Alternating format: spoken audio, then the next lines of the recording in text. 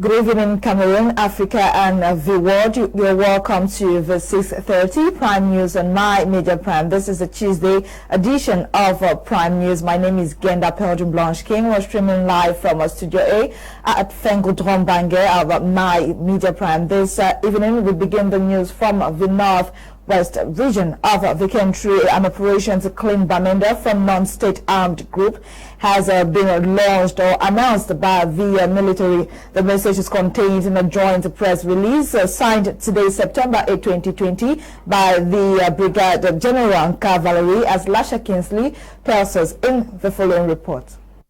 Army General and the commander of the 5th Joint Military Region, Brigadier General Cavalry, has announced a special operation to secure the city of Bamenda and its environs from armed Ambazonia separatist fighters. The operation, coded Bamenda Clean, begins this 8th day of September 2020. According to the release jointly signed by the commander of the 5th Joint Gendarmerie Region, Brigadier General Ekon Ngwese Divine, Northwest Regional Delegate for National Security, Police Commissioner Ngusmo Emil, and Brigadier General Cavalry, Commander of the 5th Joint Military Region. The purpose of the operation, according to the release, is to secure the city of Bamenda, its people, and their properties, following recent attacks by armed separatists in the region. The release states in part that the atmosphere of terror and terrorism imposed by criminals on the population is unacceptable. This operation comes barely 48 hours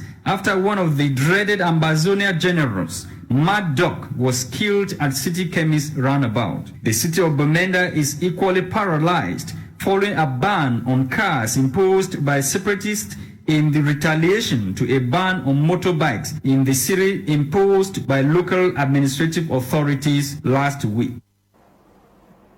President of the Republic, His Excellency President Paul Biya, has convened the Electoral College of Regional Councillors elections for Sunday, December 6, 2020. This comes at a time when the President of Cameroon Renaissance Movement, Professor Maurice Kamto, had announced a nationwide protest should the elections be called without reforms on the Electoral Code and the solution to the ongoing crisis in the country, which call will Cameroonians yield to or answer to? This question we're posing to our reporter Fabrice Kendinga.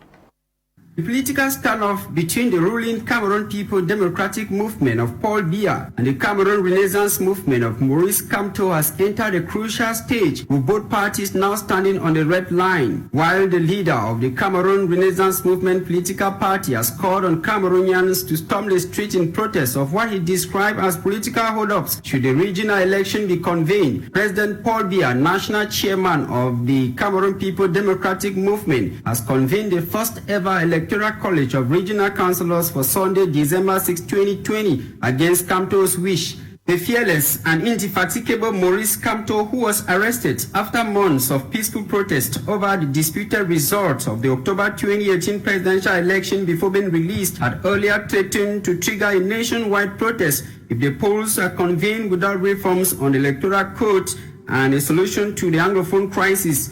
It is not the first time Maurice Kamto is announcing an election boycott. Let's recall that the Cameroon Renaissance Movement political party did not take part in the February 2020 twin polls, following Kamto's radical call for Cameroonians to join him in ejecting veteran President Paul Biya, who has been in power for 38 years. Regime loyalists have been on the offensive, with some describing Maurice Kamto as a barking dog who cannot bite. During a recent press outing in Yaoundé, Cameroon's Minister of Territorial Administration, Paul Atanganji, warned that whosoever undertakes in whatever manner to infringe the territorial integrity of the Republic shall be punished with imprisonment for life. On their part, the Social Democratic Front of New John Frunti, in a statement issued on Sunday, September 6, 2020, barely hours before the convening of the election, vowed it will not take part in the polls. The opposition insisted that any attempt to organize the polls is a step towards the wrong direction. In the meantime, political writers have described the relationship between the ruling Cameroon People Democratic Movement political party and oppositions in the country as that of the cat and the rat. The election of regional councillors is the final stage in the setting up of state institutions provided for by the Constitution. According to the presidential decree convening the election, the voting shall take place at divisional headquarters in the country from 8 a.m. to 6 p.m. Will Cameroonians follow Kamto Obia's call is the billion-dollar question, with answers blowing in the wind. As earlier mentioned, the Minister of Territorial Administration, Minister Paul Atanganji, has warned political parties against the actions that were contrary to a successful regional elections or successful elections come December 6, 2020. The Minister of Territorial Administration was speaking yesterday in Yaoundé during a press conference. Student journalist on internship, Nube Naivona, with details. Cameroon's Territorial Administration boss Paul Atanganji has threatened the leader of Cameroon Renaissance Movement political party with a lifetime imprisonment over election disruption following Kamto's announcement of a nationwide protest on September 22, 2020. The minister's threat comes hours after the presidential decree signed Monday 7 September 2020 conveying the pioneer regional elections for December 6, 2020 in all the 10 regions of the country. Minister Paul recounted on Monday during a press conference that a jail term awaits any politician who disrupts the very first regional elections in the region. Je tiens une fois de plus à rappeler que le ministre de l'administration territoriale est chargé du maintien de l'ordre, de la protection des personnes et de leurs biens, de l'encadrement des activités des partis politiques, des ONG entre autres. Aucun écart de comportement ne sera toléré de quelque parti politique que ce soit et de qui que ce soit. Mesdames et messieurs des médias, permettez-moi de rappeler un certain nombre de dispositions légales qui seront immédiatement activées au cas où des politiciens véreux et irresponsables oseraient poser la moindre action visant à perturber l'organisation du scrutin du 6 décembre 2020. Il s'agit notamment de la loi numéro 2016/007 du 12 juillet 2016 portant code pénal. Article 111 au sujet de la sécession dispose en son alinéa 1 est puni de l'emprisonnement à vie. During the press conference in Yaoundé, the minister defends the head of state's decision as the final stage in the establishment of state institutions as stipulated by the 1996 Constitution. The election of regional councillors, he says, will end the electoral cycle that began March 25, 2018 with senatorial election, followed by presidential election on October same year, and the twin legislative and municipal election early this year. He further adds that the realization of the regional election will help the head of state implement the greater opportunity programs for which he was voted for on October 7, 2018. Minister Atanganji has also warned political parties not to tamper with the elections because actions of this order will not be tolerated. He equally highlighted some legal provisions to be applied if any irresponsible acts of politicians surfaces. He ended by sounding a stern warning, stating clearly that such actions will falter as administrative authorities have been instructed on the necessary measures in the maintenance of law and order in the country. It should be recalled that the election concerns only delegates and traditional rulers of the first, second, and third classes as contained in Section 245 sub 2 referring to Section 230 of the Electoral Code. Cameroon will then publish the list of qualified candidates before the day of the poll.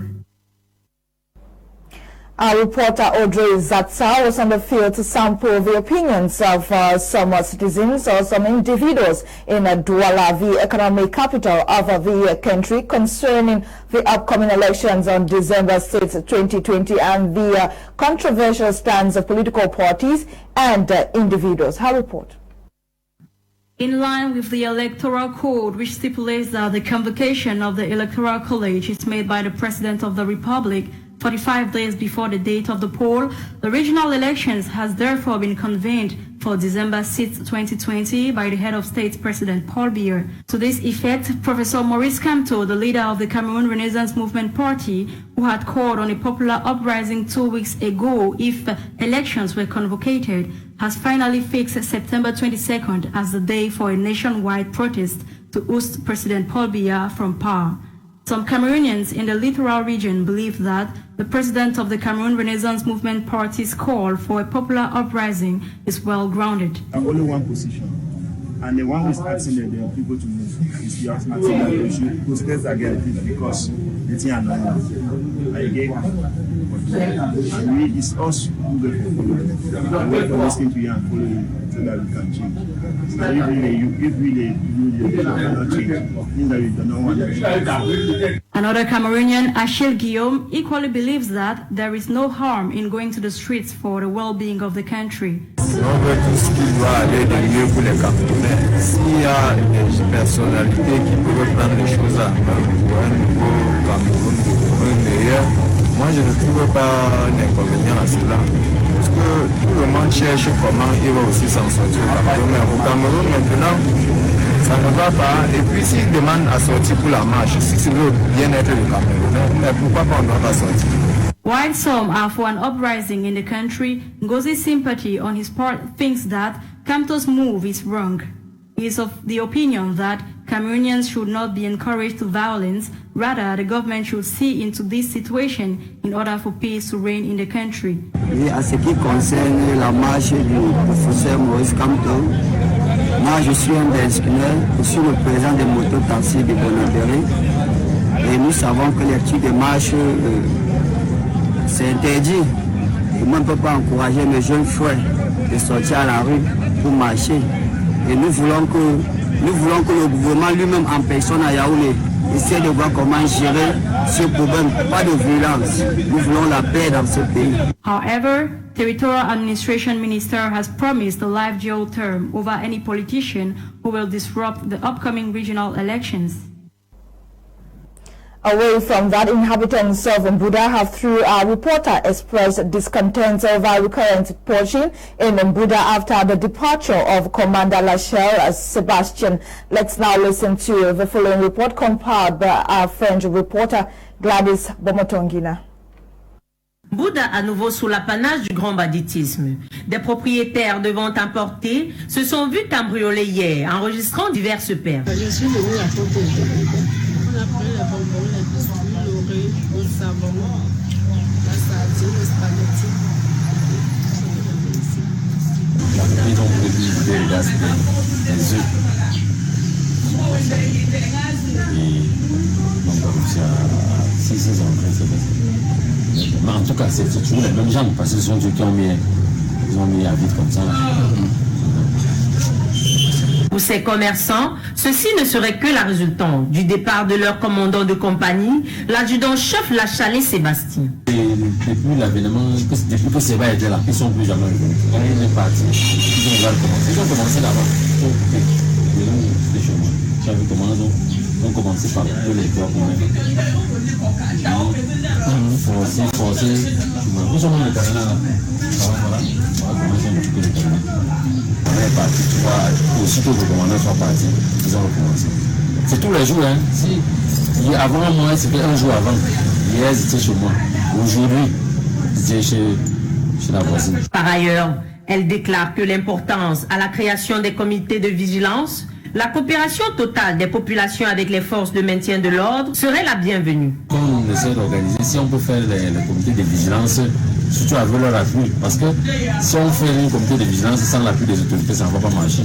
Ils essayent d'organiser les choses comme ça, puis on monte nous-mêmes la garde, parce que pour essayer de traquer ces malfrats, parce que tout qu'on peut faire, ils sont à côté, en journée comme ça, ils sont les petits malfrats qui sont là, ils sont sur les motos, ils utilisent les stupéfiants, n'importe comment, puis la nuit, dès qu'on ferme, ils débarquent, ils mettent tout le monde à plat comme ça. Donc la distribuer les comités de vigilance.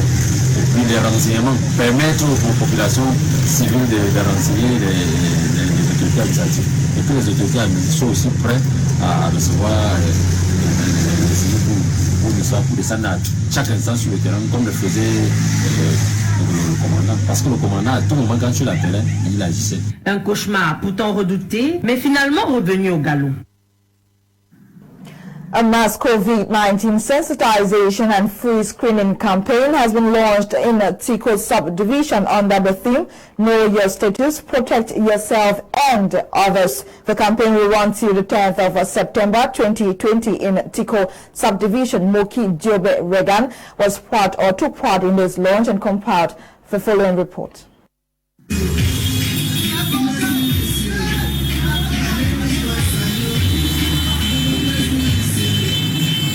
The massive screening campaign against COVID-19 have been launched in Tico subdivision with motto, Know Your Status, Protect Yourself and Others. The launching exercise that took place at the Tico Grandstand in the presence of the divisional officer for Tico subdivision, Dr. Anglophone Cletus Asongwe, Senator Fondasin Papimatu, traditional rulers, medical personnel, and the population of Tico subdivision. Senator Fondasin Patinatu is a senator in the southwest region from Tico subdivision. All decided to come here this morning and to show the good example by actually going to get ourselves screened. Yeah, we think that we should encourage our population, let them know that it is very necessary to know your status as far as COVID-19 is concerned. And also call the population of Tico subdivision to take the free screening exercise for COVID-19 seriously.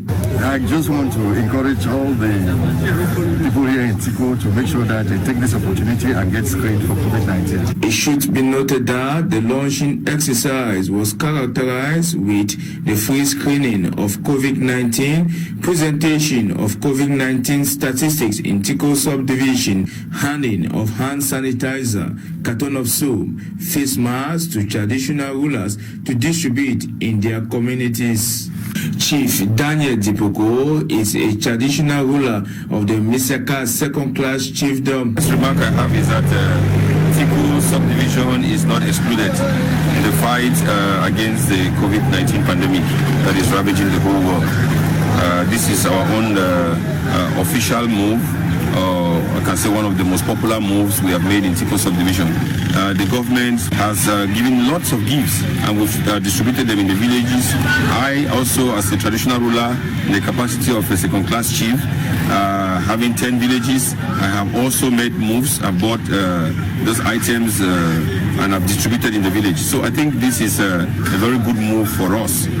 The screening exercise will run till the 10th of September in all herd facilities in the Tico herd district. In this light, the district officer therefore urges the entire population to turn out massively for this exercise, which is imperative to minimize the spread of COVID-19 and ensure a healthy population. Still in the southwest region, the population of Great Sopov expressed appreciation to the head of state, His Excellency President Paul Biya, over the recent appointment of a son of the soil as ambassador to Ethiopia. During a civil reception which took place at Great Sopov, Boya Churchill Mononov, the new ambassador to Ethiopia, promised to deliver his best and positively represent Cameroon. Details with Crise Ekowe.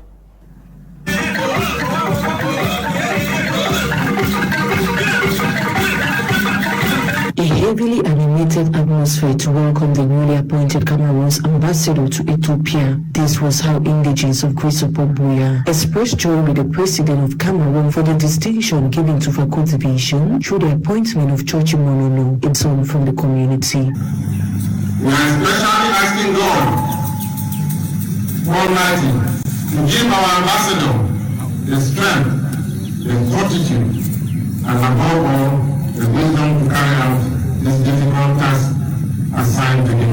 Your Excellency, Mama Churchill, receive benedictions from the Kingdom of Great Sopov and be an ambassador, not only of Cameroon in Ethiopia, but also an ambassador of Cameroon in the world. It's very and the entire organization for aspirations of the people. What is our wish? What is our prayer? Attended by a pastors and a cross-section of the Grace Support population, Reverend Molindo Ikuka in his sermon described the 59 years Ethiopian ambassador as a gift to the Cameroonian population. He also employed him to work with the fear of God. While expressing gratitude to the head of state for the new responsibility, the chief celebrant pledges to deliver his best despite the Herculean tax. Addis Ababa means new farm in Hawaii. I want to return to Addis Ababa as a new farm because this appointment has produced a new cultural environment as ambassador for the new Cameroon. As a sign of their undivided support to their own, the new ambassador, who also doubles as Cameroon's permanent representative to the AU, received blessings from both the clergymen and FACO chiefs as tradition demands. Let's now go to Limbe, where our Limbe-based correspondent Kuma Onorimbom says some women have received aid to help them boost their source of livelihood at a time when the country is battling with COVID-19 and the socio-political crisis. His report. Some 50 women selected from women's social groups and internally displaced persons living in Limbe have been empowered with the necessary skills and knowledge to keep records and better improve income-generating activities to improve on their livelihood. This capacity building workshop took place on the theme Economic Empowerment and Support to Women in Crisis, with widows and internally displaced persons as target groups. Addressing participants, the national coordinator, Madame Akwiso Lange, who personally represented the founder and program director of Henrietta Conchu Foundation, outlined the objectives of the program with the youths and women at the forefront of sustainable development. She added that the organization seeks to empower children, young people, and women for leadership and balanced family life. Henrietta Concho Foundation also works with other organizations to build a strong anti-poverty network in Africa. She called on participants to take serious the lessons delivered during the training to improve on skills and knowledge in their petty businesses. The foundation is just starting. Yes, it's the only country. We are partnering with other organizations that have already established. We are also partnering with some ministries in the country that deals with vulnerable groups of people. So for now, we are having funding through the partners and through the board of directors of the foundation. And we have other people that also chip in on the partners. So we able to continue to help us with the population. We have future projects for this. And the next one we want to do is the back to school campaigns. We want to assist some young children who are greatly in need. On her part, the divisional delegate for women empowerment and the family for FACO division, Madame Ashokwenti Vera, thanked the national coordinator of the foundation for her availability and collaboration in the success of the program. She called on beneficiaries to invest in building healthier communities for sustainable development and the betterment of the livelihood. What we have done is touching the lives of the vulnerable population, which is a plus, and in another way is helping us to also accomplish the missions of our ministry. It's a wonderful gesture. Participants equally benefited from a huge amount of assorted food items, soups, toiletries to improve on their livelihood. Participants were drilled on manual bookkeeping, proper accounting for small businesses, and success secrets in business. Nora Kakebi compiled the following news-making events in the African continent. Her report. Several districts of Niger's capital Niamey were flooded yesterday Tuesday after heavy rainfall caused the Niger River to break its bank. Homes, rice fields and market gardens were destroyed, and almost all of Niamey's 1.5 million inhabitants live on the banks of the river. A resident of the area, Zali Abdurrahman, says all of the people from the lowlands have sought refuge in classrooms because their homes have all collapsed. The government has asked residents to evacuate the affected areas, but many have nowhere to go. Recently, 38 people have drowned and 58 others injured due to heavy rains in Niger. The government has promised new efforts to protect certain districts from the rising waters. Meanwhile, the International Francophone Organization has suspended its membership of Mali in the wake of the army takeover on August 18th. The group of French-speaking nations has called for the liberation of overthrown President Ibrahim Boubacar Keïta and a return to civilian rule. The Permanent Council of the Francophone group promised that current cooperation projects intended to benefit Mali's civilian population would not be affected. In Libya, for the third consecutive day, hundreds of young people marched in Tripoli in protest against deteriorating living conditions and corruption amid a heavy security presence. The demonstrators, who included teenagers and children, marched in the capital. They are angry about the extended shortages of water, fuel, and power, and equally demand that corrupt officials be put on trial. According to the head of UN-recognized Government of National Accord, Fayez al-Sarraj, new ministers will be chosen based on their competence, abilities, and integrity, and he vows to take exceptional measures to carry out the reshuffle if it were opposed.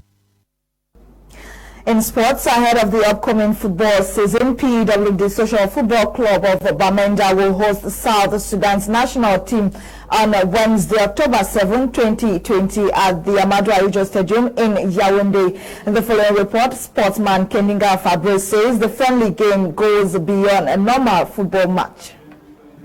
PWD Social Football Club of Bamenda will host the Bright Stars of South Sudan on Wednesday, October 7, 2020 at the Amadou Ahidjo Stadium in Yaoundé in a much anticipated friendly match. While current Elite One champions are preparing for the upcoming season, South Sudan on their part are gearing up for the third round of the 2022 Africa Cup of Nations qualifiers. The Abakwa boys will be defending their title and taking part in the Cup of Cameroon as well as the CAF Champions League. But beyond the blockbuster encounter, these two sides have some similar tastes which cannot be ignored, not necessarily in sport. Bamenda, hometown of the Abakwa boys, has been in chaos since late October 2016, with government troops fighting separatist fighters who have vowed to break away the northwest and southwest regions from the Republic of Cameroon. Rights Group placed death toll at over 4,000, with close to 500,000 internally displaced persons and more than 1.5 million people now seeking refuge in neighboring countries.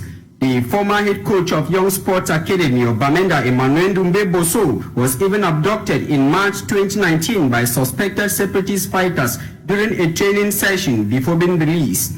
Players and officials taking part in the National League are often targeted. The story is even worse for South Sudan, who became the newest country in the world on July 9, 2011, after gaining the much cherished independence from Sudan. On December 15, 2013, a civil war broke out in the country. Till date, though relative calm, about 400,000 people were estimated to have been killed in the war by April 2018. More than 4 million displaced and about 2.5 million people have fled to neighboring countries. In the midst of these political turmoil affecting both sides, sports have remained a consolidating and uniting factor. When PWD of Bamenda was decorated champions of Cameroon for the first time in 58 years, there was joy and celebration everywhere across Abakwa town. I mean, everyone celebrated the milestone achievement. So too it was in Juba and across South Sudan when the Bright Stars recorded their first ever win during the 2019 AFCON qualifiers,